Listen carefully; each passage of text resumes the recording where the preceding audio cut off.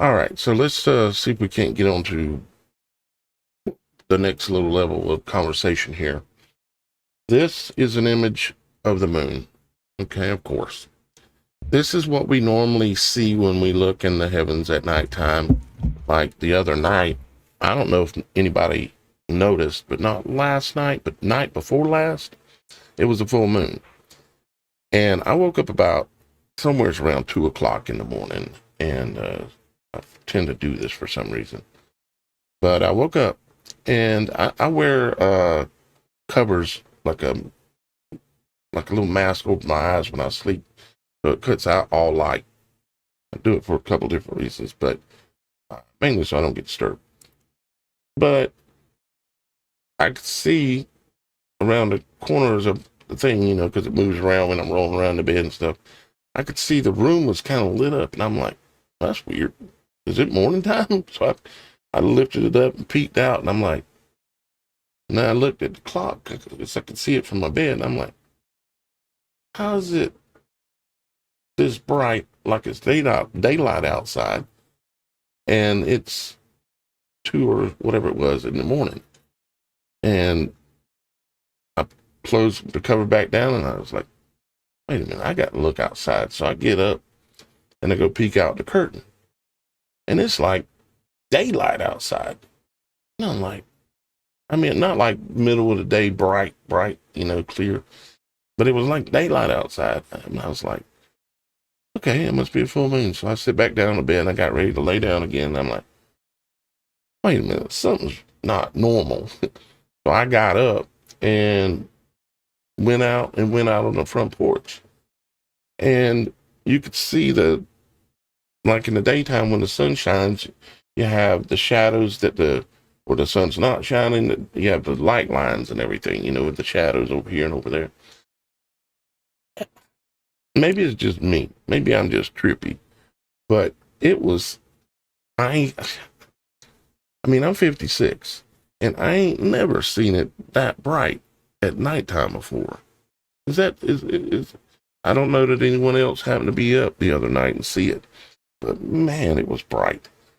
You could literally go outside and sit down and read a book or do anything you wanted to, because it was almost daylight. It was like the time in the morning time right before the sun comes up, you know, where it's actually the beam shining, when it's actually just shadow still.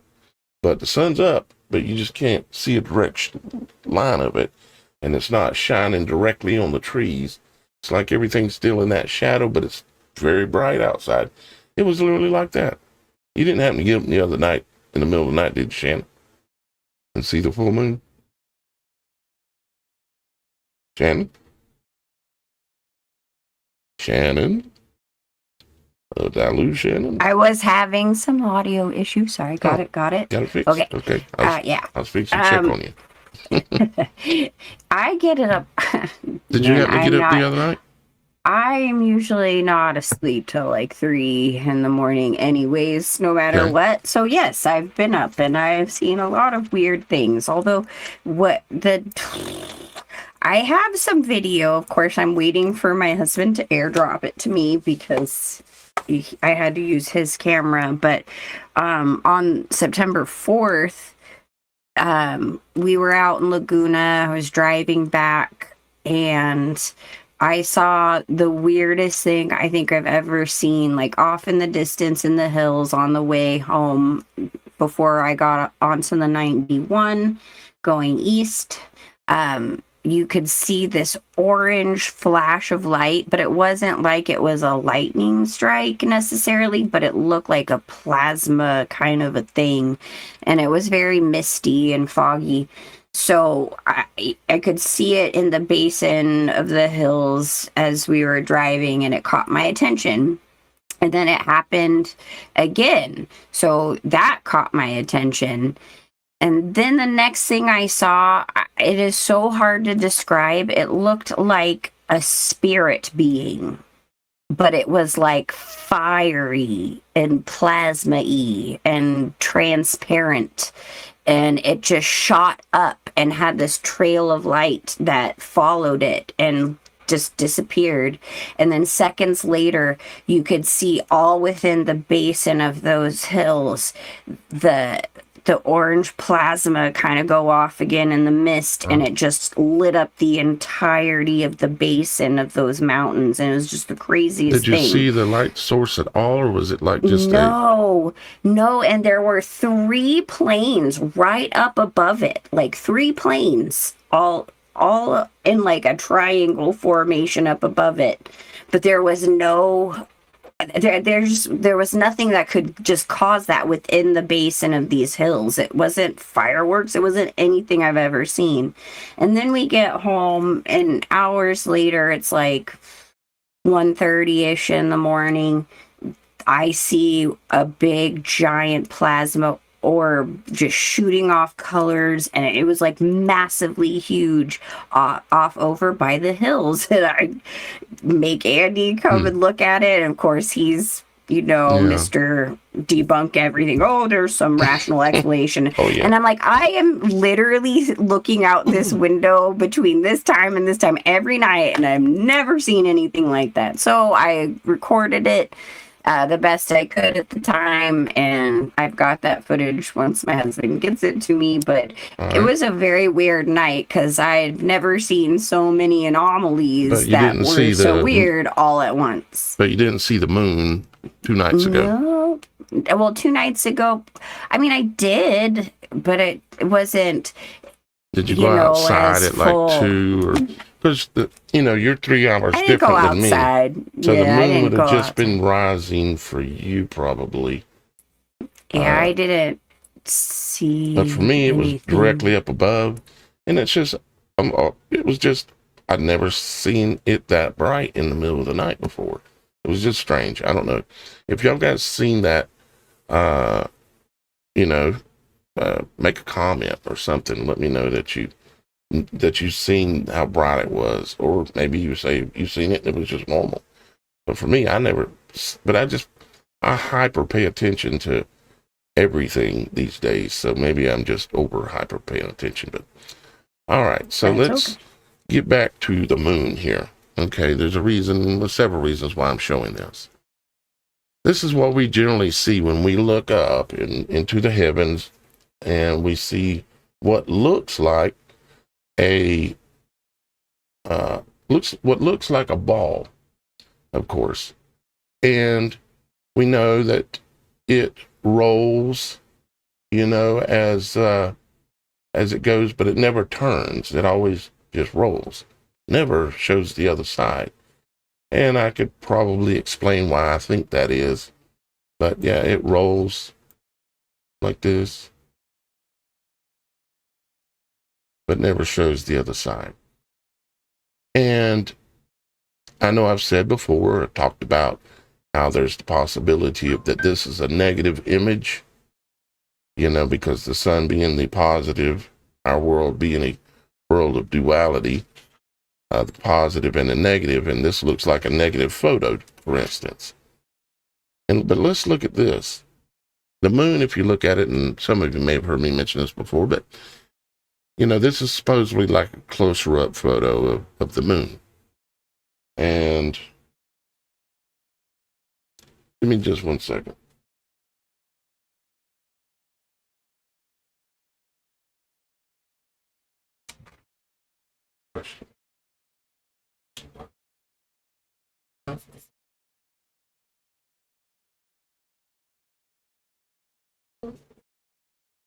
Okay, sorry guys, just got a little distraction there for a second.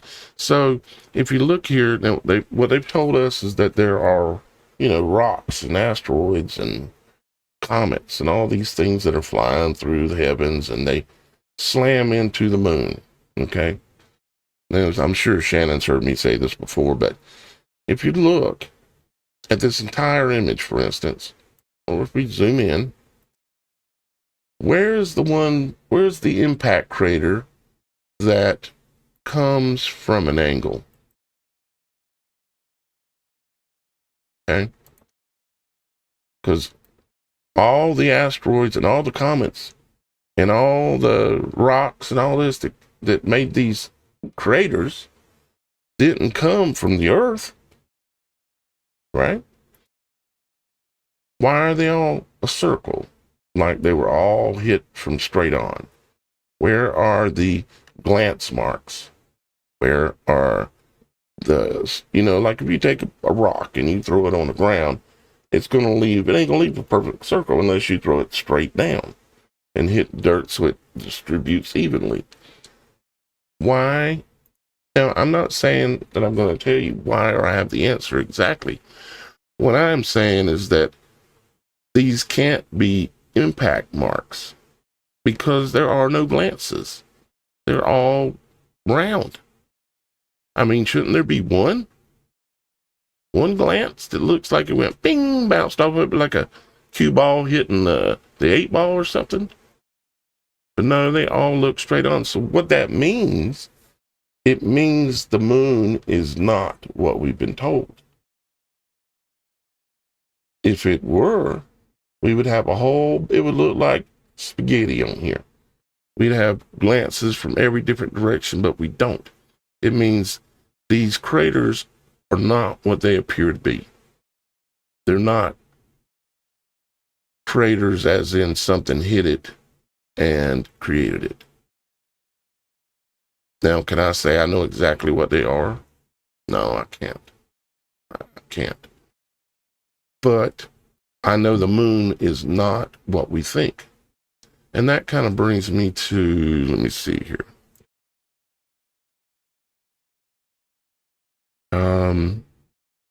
See, which way do I want to go first? And we'll go this way first, I guess. Let's look at, these are the DreamWorks studios, one of those big fancy Hollywood studios that create all kinds of things, right? Well, one thing that they do, I think I just said a bad word, do. Anyways, one thing that they do is they will embed symbolism in things that they're doing, showing you something that is possibly, now I say possibly, has truth to it, but they won't tell you what it is. So this is the intros from a bunch of different movies that were put out by DreamWorks, and it's just the intros. So let's let it play while we're just watching. Let me make sure what definition I've got it set on here. Okay. That should be good. So we've seen a common one just now, and then it's going to come back again here in a second, and we're going to see this. Now, this is a pretty common intro too, but for DreamWorks. But what are we seeing? Well, we're seeing a reflection of the moon on the water. And they're showing you that. Okay, reflection of the moon on the water. And of course, a little boy is sitting on the moon, fishing in the water on the earth.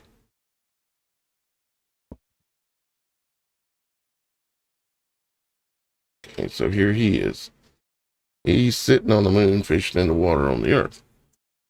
Now, you could say there could be a lot of different interpretations of how to look at this, and I'd be open to hear anybody's. Feel free to put it in the comments. And yours too, Shannon. But when I see that symbolism, it says something to me about the moon.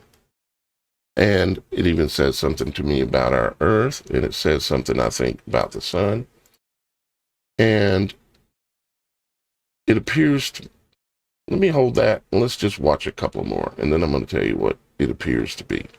I want you to come up with some of your own ideas. So let's keep watching.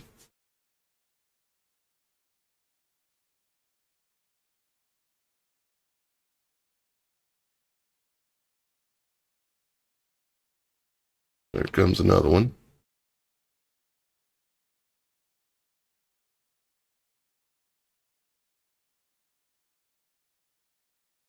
Now you'll notice in there, let's back up a few frames. You'll notice that the boy is kind of like translucent.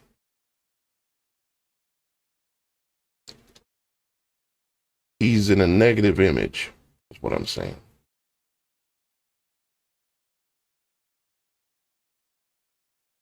They're not showing him like we are. You can look at us. We look kind of like, the image of what you would see us in public or in real life or nature or whatever.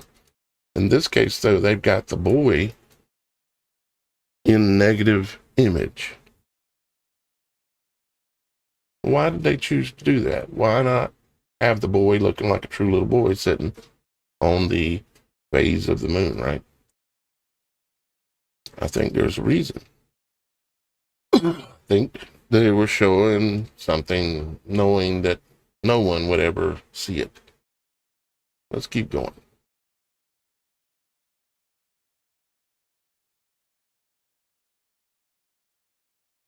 When I say negative image, think about photographs back in the day when they were doing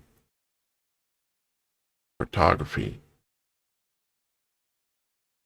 So he's in a negative image. It looks like the moon that looks like it's a negative image.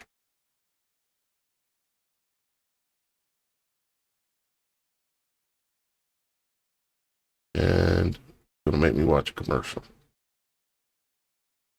There is a lot of reference throughout. Go ahead, Shannon. And I said there's a lot of reference throughout entertainment and many other things of the man on the moon. I mean, even Michael Jackson has a song called that. Man on the Moon, yeah. And Man on the Moon. So, the boy, there's so many meanings to this that I see on occult levels, on so many things, but too, it is straight referencing. It's the man on the moon. It is, but you know what I mean? Why am I having such a hard time talking? Because I'm not sure if I know what you mean. What do you mean? It is the man on the moon. Try to explain a little bit. Like the little boy is representing the man on the moon, like the reference that that it is a being, that it is a god with a little g. So like, right, as if like the moon is a deity of a type, or exactly. Kind of like the Egyptians, they believed that the moon was a female, or not female, feminine deity, and there is some some truth there in a way. The Hindu religion, they believe it's a male.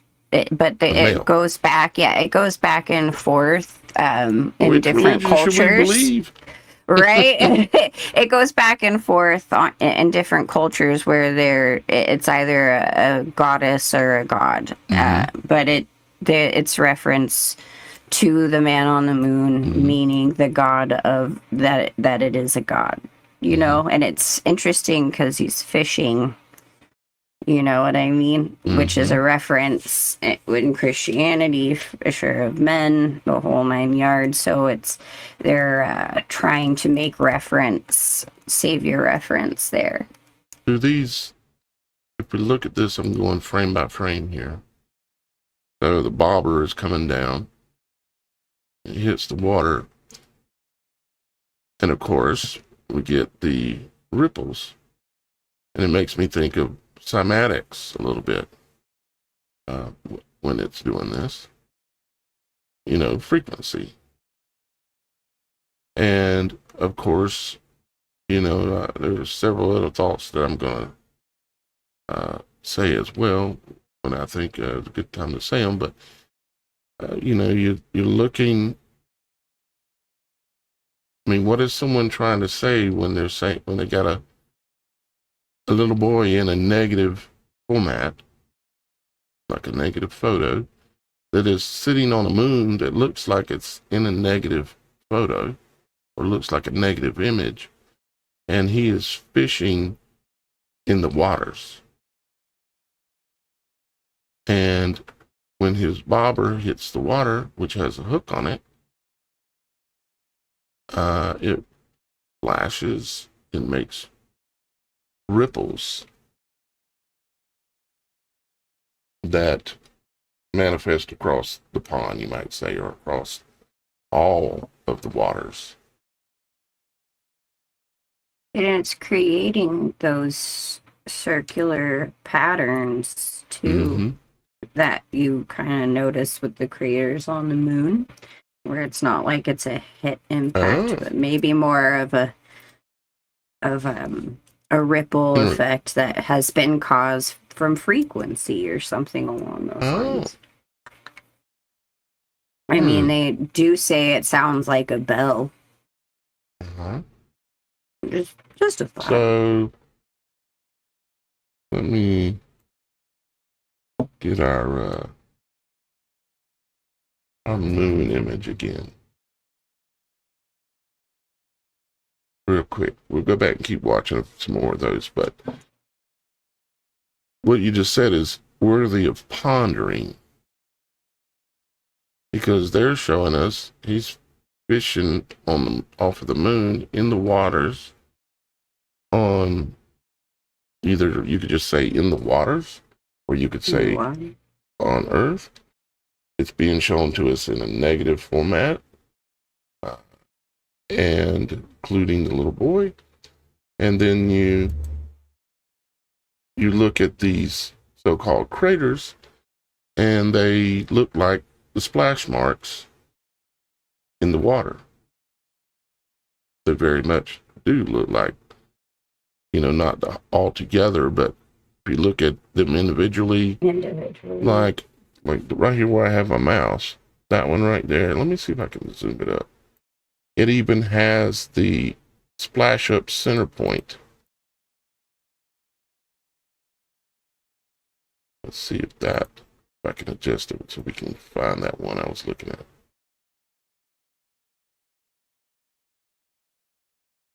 Move it over. Or maybe even some kind of bubble that popped that created that something. It's like... Okay, so see this one like here, and this one right here. You can say, well, it's got a little splash up center point, like a little mountain in the middle.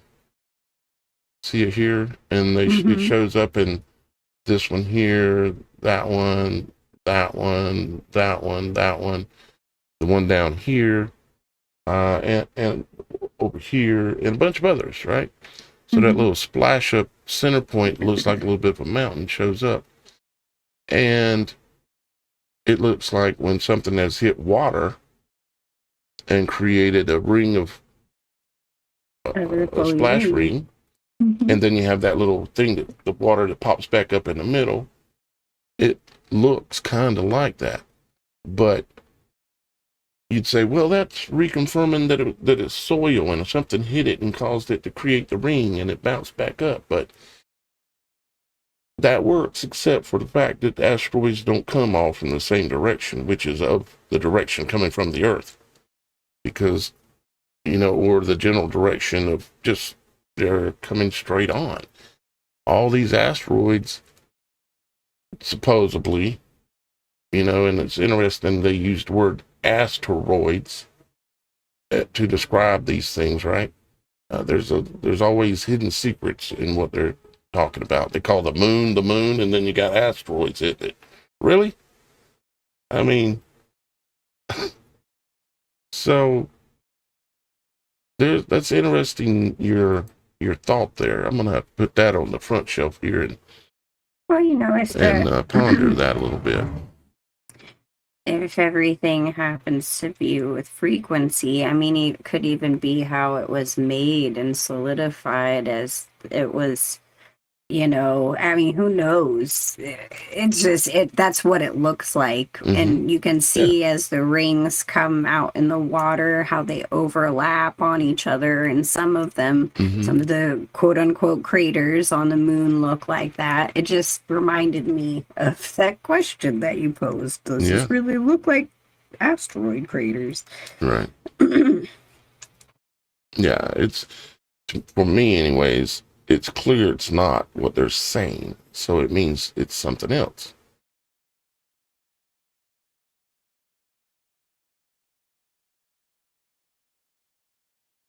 So some of these get different at some point here. Let's see if I can tell.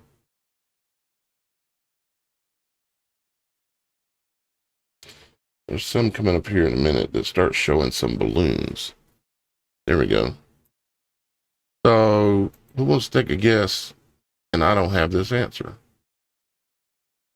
So now the little boy is riding up from below. Back up 5 seconds. He looks like he's coming up, like you would say, oh, he's coming up from the ground, right? The earth or whatever. And he's floating up towards the moon, going to go up and sit on the moon. He's being raised by, visibly, you can say 1, 2, 3, 4, 5, 6, 7, 8, 9. 9? 1, 2, 3, 4, 5, 6, 7, 8, 9, 10. 10 balloons that you can visibly count, even though there technically should be a couple more in a real scenario. But he's being raised by strings, like umbilical cord type strings, raised to the moon. Now, I don't have the answer on it, but I would say there's a reason why they put it in there. It doesn't mean for sure that it's directly related to some hidden truth, but it needs to be pondered. Well, it's something too that we should think about, especially considering, each of these are the beginnings of a movie, right? A story. Mm-hmm. So I'd imagine the beginning, whatever storyline they're putting in with this boy in the moon, is going to have a relation to the story of the film that do. Right. It's depending on, because this is, a lot of these are children's things. So it's a program for the child's mind and some kind of indoctrination.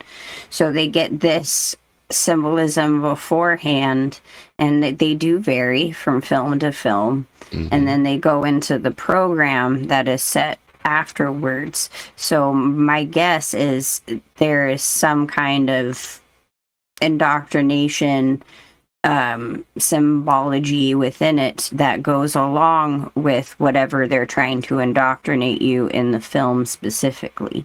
So there's kind of that element that you got to think of too, because it has to do, they don't do any of this just for fun. Every single frame, every single design is very carefully well thought out. Yep. And so the fact that they all differ, and before we're looking at each, film, I mean, some of them are similar, but it's some kind of program for you to be set into whatever it is that they're going to show you afterwards.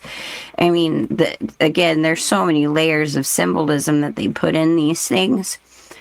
But when we're trying to figure out maybe what exactly it is they're trying to show us in these beginning sequences, you got, take into account the storyline of whatever program they're following with it. Because see how this one, it's got the character in that film, and the whole run-up sequence.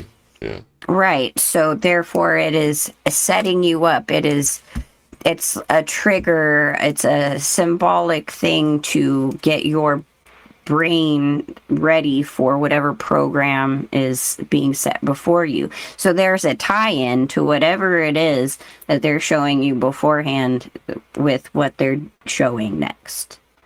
So that has something to do with the storyline of what they're showing you in this, because it's all indoctrination. Yeah. And they are showing you things like there is a thing with the reflection of the moon. I get where you're kind of taking this, like with the thought process of what we've kind of discussed before Right. with the reflection of the moon and reflecting the earth and all of these things. But the whole man on the moon, the little boy, all this reference, this is occult indoctrination, and it's opening the viewer up to whatever is coming next. So The the spell casting story, within the movie right? itself. Yeah. So the meaning of what exactly they're trying to say in that sequence has something to do with that next storyline. Yeah. So Very, very taking good. that into, Yeah. All right. This one's a little bit different because they've got, seems like everything is somewhat in a negative format. The whole scene, you might say, if I back it up 5 seconds, it'll start again here in a second. There we go. and what's the movie? Monsters versus Monsters Aliens, versus Aliens. which I beg to differ may be the same, but Oh, there come the alien. yeah, there comes the alien. Oh, they took him up. And the film burnt up. Do you see what I'm saying? So each, Oh, yeah, absolutely. yeah, it 100% goes in line with. Oh, interesting, because the way they did that sequence, it's all darkness, and it's almost like an eye of dragon, and then the boy just appears. And again, it's How to Train Your Dragon. How to Train Your Dragon, yeah. Yeah. I've many of you guys have heard me talk about it before, Shannon knows, but I can't help but notice when you're thinking about duality in this world that the sun and the moon are in some way, at least symbolically and maybe even physically in some ways, opposites of each other. And one thing that is an opposite is a negative in photography. The negative is the opposite of the full color version that you will get when you do the development of the film. And when I see the little boy being in negative format too, it's saying that he and the whole scene is basically saying this is a reflection of actually what is happening on the earth, is what it's really, is one thing that I think it's saying. And I noticed this probably, I don't know, a decade ago, and just thought about it again, thought I'd bring it back up and talk about it a little bit more. And the whole fishing thing with the hook is very interesting as well. It's like spiritually, like you get a hook in you. When I see that, it's like you were talking about how the spell casting that will come, and here he's got a hook swinging it right at you on the screen. Because the little boy don't necessarily represent a little boy. Nothing is really as it seems. Well, and it's a very high occult ritual type of thing to have things being of reflection. Like the whole mirrors and that's why, like in Washington D.C., they have the obelisk right along the side of, or right in front of that water source, so you can see the reflection. As above, so below. The reflection pool. And a negative, it's the antithesis of life. There's a lot of symbology in the fact of the matter that the boy is a spiritual being, a spirit being, or part of the moon, or is the moon, or that kind of thing. But it is the reflection of your soul. It's not your soul, it's the reflection of it. It's the antithesis. How about that one? That was a little bit different. Yep. Megamind. That Megamind. It turns. I can step back frame by frame here.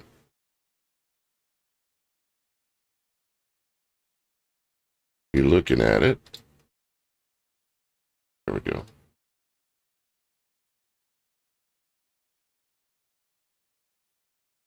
And it shows the absence. Come on. I know I'm maxing out everything, the computer and the internet and everything else. But it shows what you think you're looking at, the moon.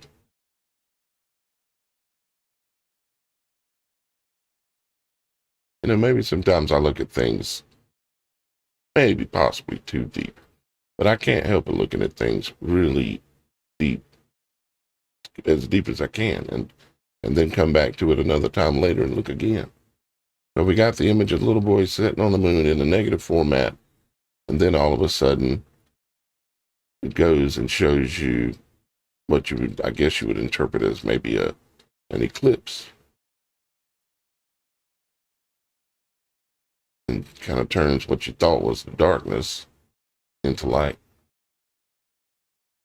Or the movie Megamind, with the electrical bolts and everything in their imagery, in their logos.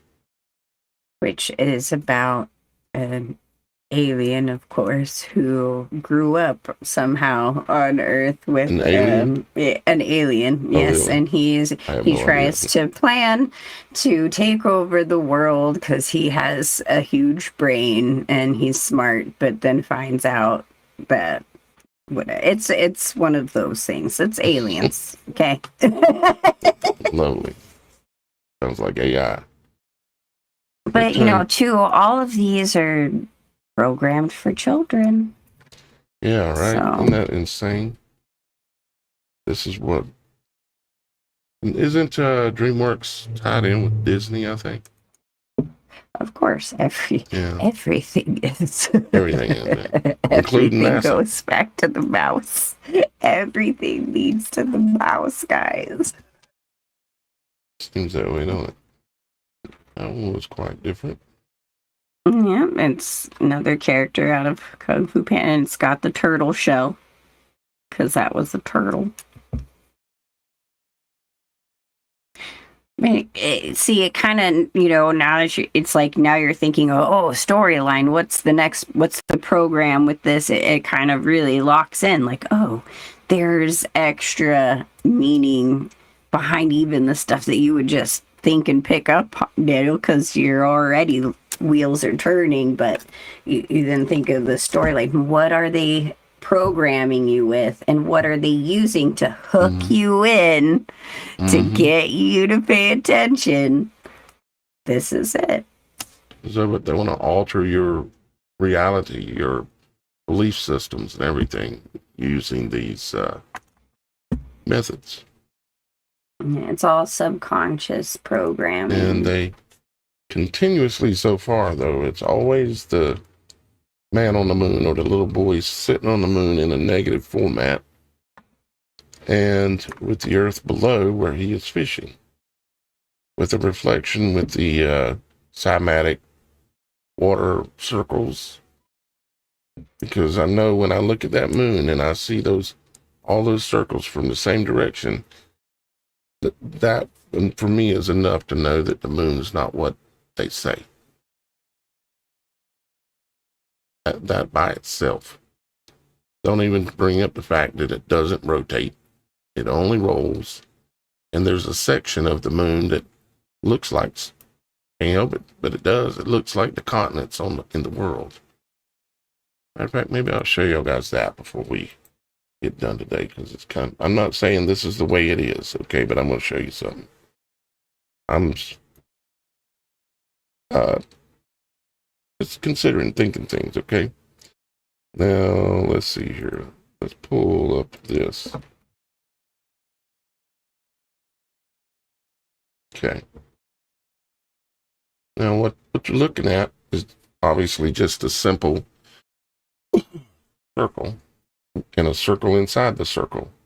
This blue circle is exactly 1/4 the size of the entire circle. Okay. So this is 1/4. Now let's just imagine for a second, okay? Let's imagine that, well, let me pull up another image.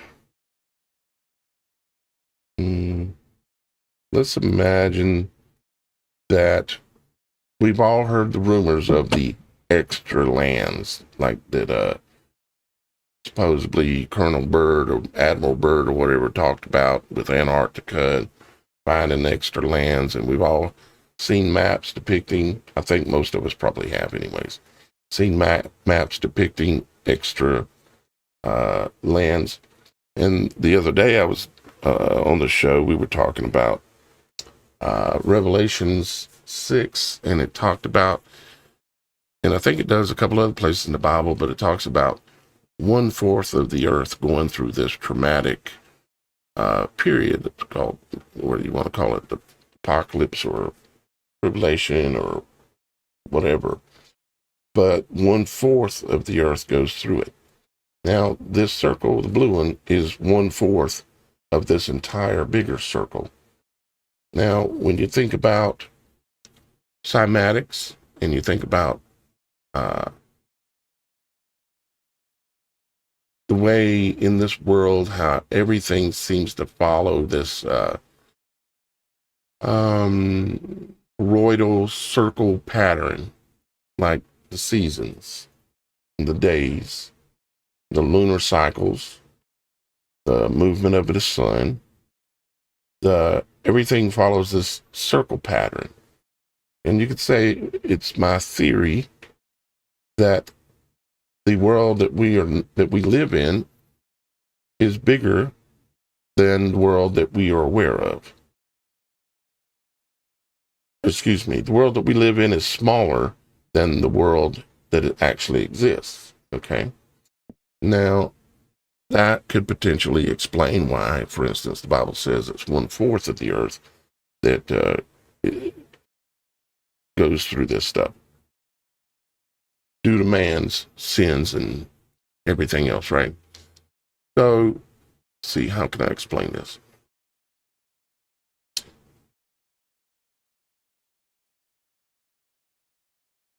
So I'll just kind of lay it out there. So the blue circle, it's my theory that it's possible. I'm not saying this is the word, say it's God or anything even remotely close. This is Daniel's theory. That this circle here will rotate in a circle. You might call them phases, or you might call them, I don't know what you want to call them. But this circle continues to move. You see, if you look at the United States or any country in the world, you can go and find ruins like in the Grand Canyon or different buildings and structures all over the world that look like they were built a couple thousand years ago. You can find stuff that's in the mountains that have been carved into the mountains, temples in India and all these things. And it's like they were forgotten about or something for forever. Like even the Egyptian pyramids.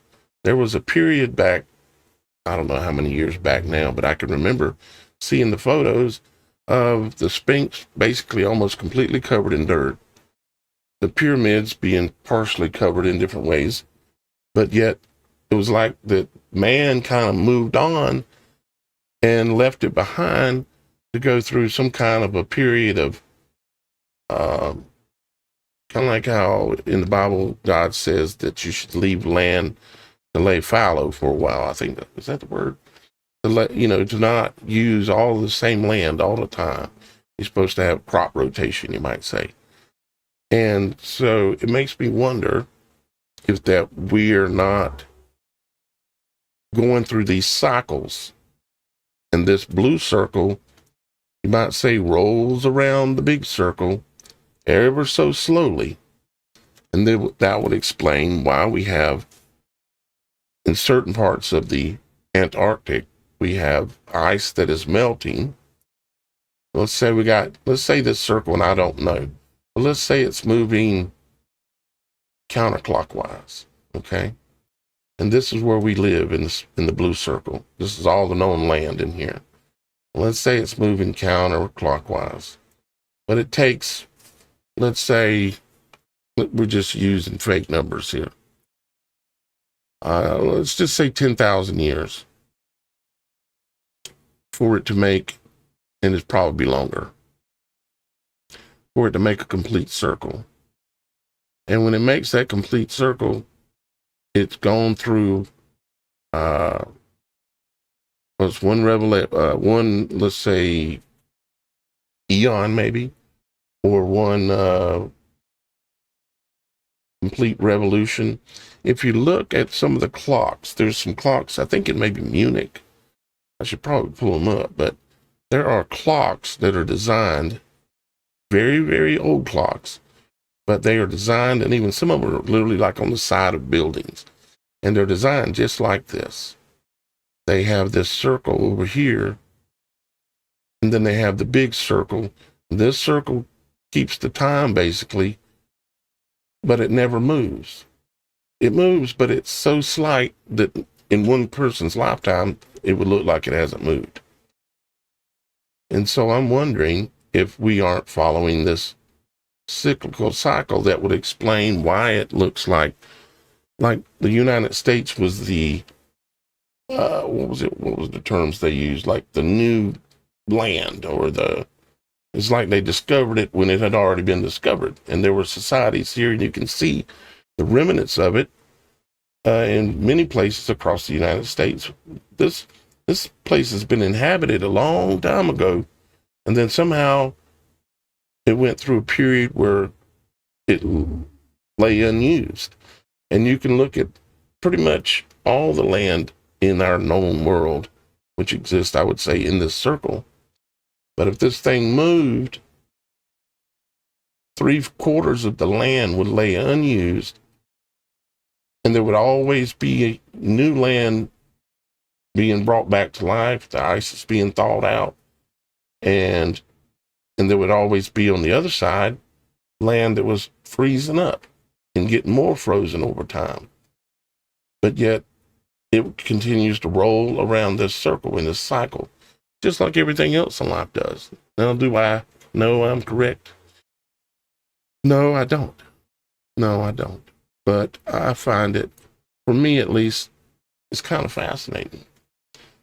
Now, if you look at this image here, let's see, do I have the other one? No, don't think so. Let me see. Nope, I don't. Okay. So let's go back to this one.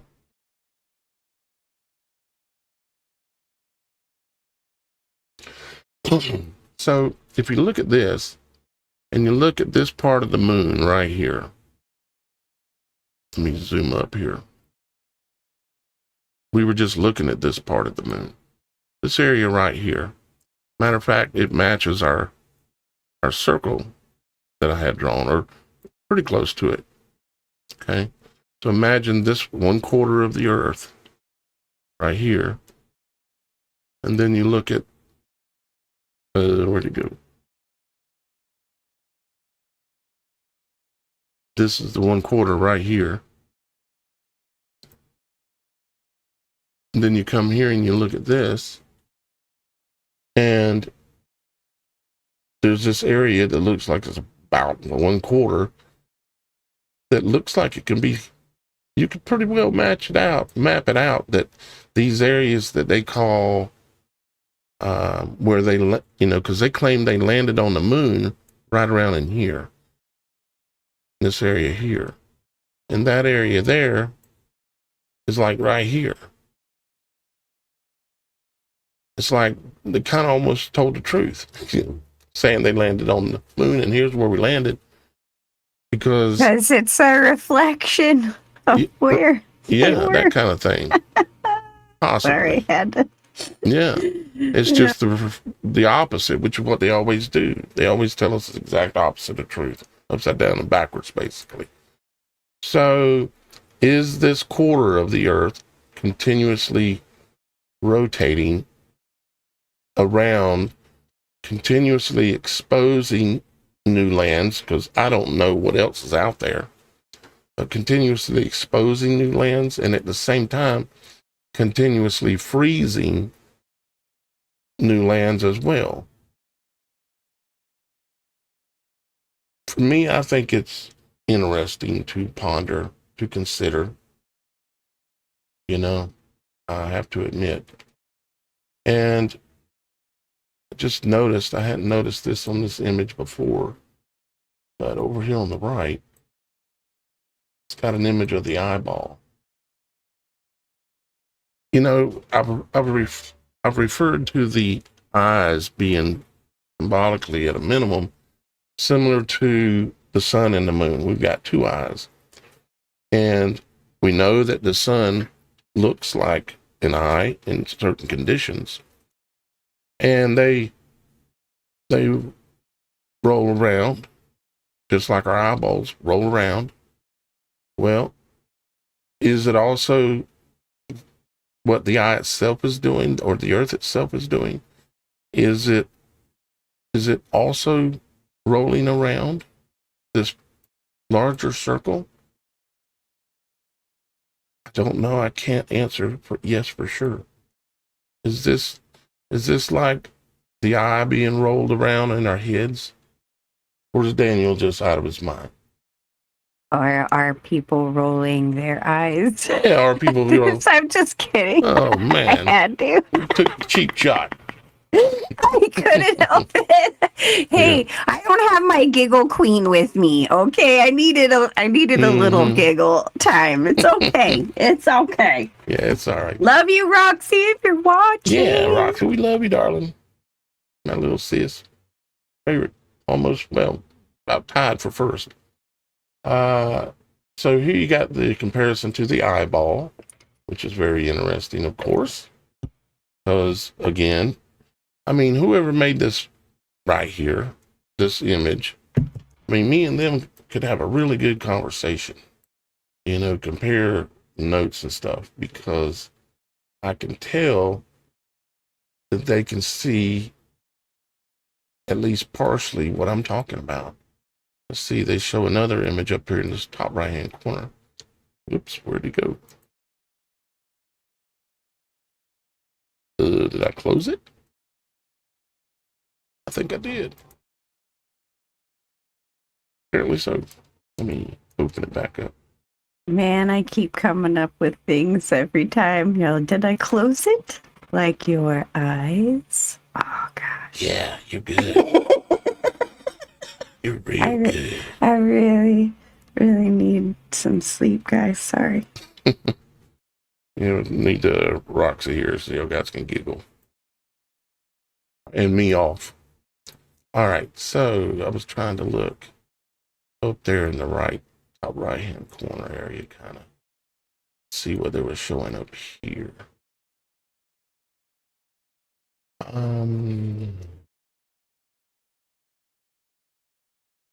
Just seeing if they were showing like anything looked like it was rolling around inside of the circle itself. And I'm not sure that I see that. But that's kind of, if you really think about if we are in the image of the world, if I'm right about that at all, then the concept of the world that we live in, the known lands, rolls around and renews the lands over time. We will never notice the difference in our entire life. But over tens of thousands of years, this would explain all the old buildings. It would explain why they founded all these places. Just like, they're like, well, let's go check this new land out over here. It finally thawed out. Let's go, oh, check that out. That is a really cool old building. Yeah, we found that. I don't know. I'm not saying I know everything, that's for sure. Interesting thought. I'm wondering if, all of that land was open before the flood, and the flood waters are part of what are being frozen in the cycle. In the what? In the cycle. Well, you would certainly have a lot of frozen materials out there. And for whatever reason, iPet Goat flashed in my mind because everything is frozen in there. And I'm curious as to if the Garden of Eden is located in that extra land somewhere. Yeah, who knows? I mean, but this also would mean that there is a physical North Pole, and it would also mean that there is a different kind of magnetic north as well. And I don't know how anybody can come in and create what these lands are called. Terra Vista, and label, let's see, Terra D Vista, Liberia, and I don't know how they can label these out here when supposedly no one's ever been past the ice wall, which encompasses the entire world, in my opinion. And see, I even call the world, right? WHIRLD. Now, this whirling of the eye, you know, if the world functions similar symbolically, maybe to an eye, then it would whirl as well.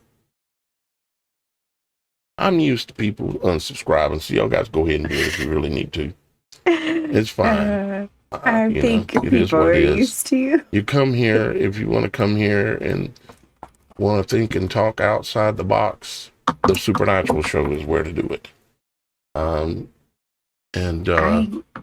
Yeah, there is that.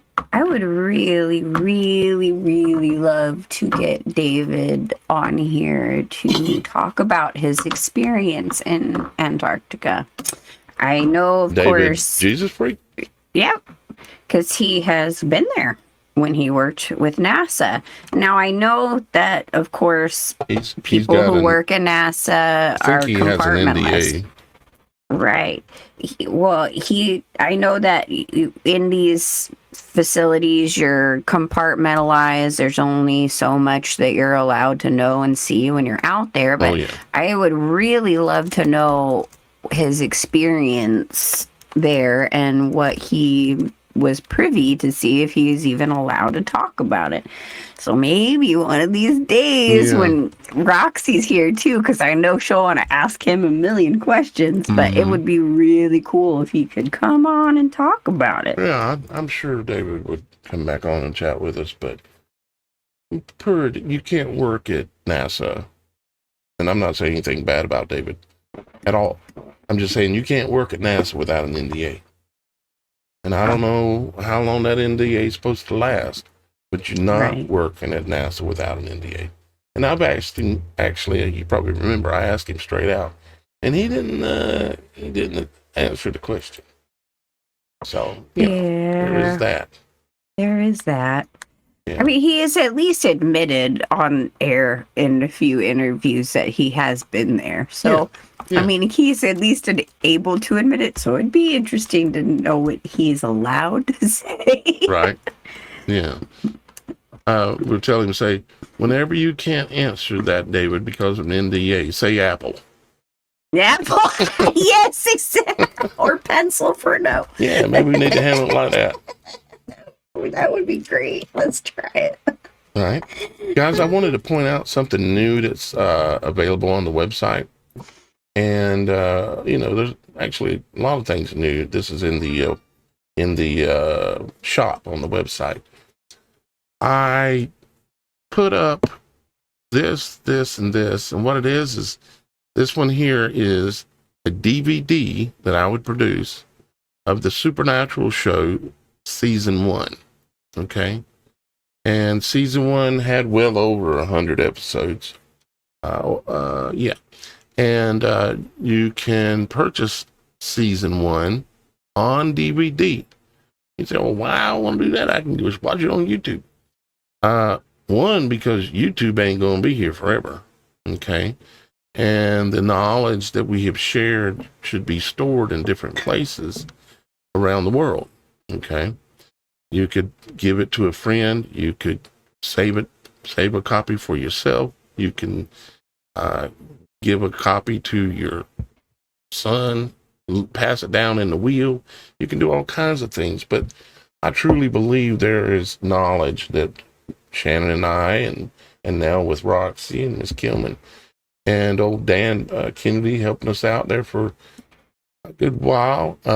There's a lot of knowledge that is in this database, and I would like to think it has some value and that it should be saved. And yeah, I'm making some copies for myself, literally, to be saved on DVD, because if it's just on the internet, it can be wiped out like this. Gone. That's how quick the internet goes down, and it never comes back again, or the content never comes back. Like they did with TikTok. How long did it take for it to go down? Gone. And yeah, it came back, but that's just an example. They can erase the last 20 years easy with the flip of a switch. And it's probably coming. So you can buy season 1, $49 for an entire year's worth of work between Shannon and I and a few other people. Then season 2, you can buy that one. That has even more episodes in it. It's listed as 100 plus, but it's more than 100, way more than 100. And then we also have a DVD, The Supernatural Show, all banned videos. So I haven't even put all the banned videos that I've got up on the website yet to be able to be watched like a pay-per-view, or to be able to watch by people that have Beyond the Veil membership. I haven't even put it up there. There's a few there, but I have a bunch more. And what I'm going to do is work my way through them and take all of them and put them on a DVD. And you can purchase a DVD of all banned videos for $39. And that obviously has even some greater truth that's hidden in those videos, which is why I've set them up and offered quite a few of them as pay-per-views on the website, where you can go down, right down here where it says pay-per-view, and you can click on it and go in there and donate a few dollars to us to help support the show and our work, and get to watch a video that you can't find on YouTube because they banned it worldwide when I would upload them sometimes. And it just tells you, ain't nobody gonna see this. Used to, they would just terminate your channel, and I have videos like that. Like the event that happened on 14th of December, 2013, I believe it was, up in the area called Sandy something other, where they had a powwow going on and all that, and then 3 months later they were at the Super Bowl. Those kind of videos. Yeah, those are the kind. Speaking of such things, with the recent incident that happened at the school and stuff, Catholic, yeah. They have now decided to release the Gilead program, I think is what it's called, something like that. But I believe it's called the Gilead project, not 100% on that, guys, but it starts with a G, but it is the pre-crime stuff going on. So they've now launched it because of that. So that other incident was just falling in line and putting in more into that direction. Exactly. We need to be protected because they like to pretend like they're going to take our guns. That way we buy more guns. You know how that worked out, right? That is the effect that happened. Instead of getting disarmed, we got armed. Now, why is that? What would be your guess, Shannon? Why are we way more armed? All they had to do is just write a law, bam, get no camera. They did it in other countries. They took away all the guns in Australia. They turned them all in. Yeah, there's still some out there, I'm sure, but you know what I'm saying? You can't go buy them, or you can't go get the bang bangs that go in them. So why is it we can still get all the bang bangs we want? There's a reason. And there's a time coming to where they're going to use it for something. Bang, bang, shoot them up. So be aware of that. Yeah. So with that said, I got one little thing to play here, and then we're going to let y'all guys get out of here. Check this out.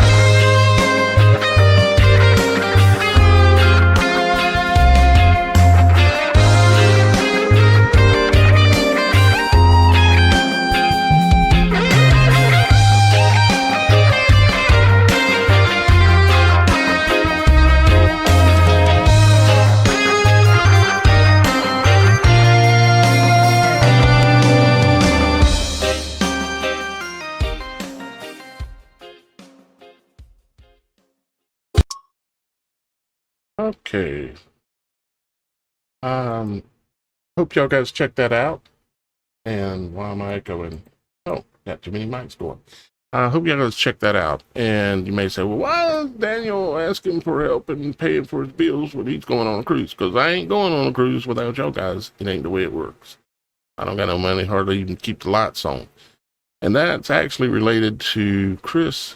Chris89 said the truth has always been free. I shouldn't charge for the DVDs or, anything.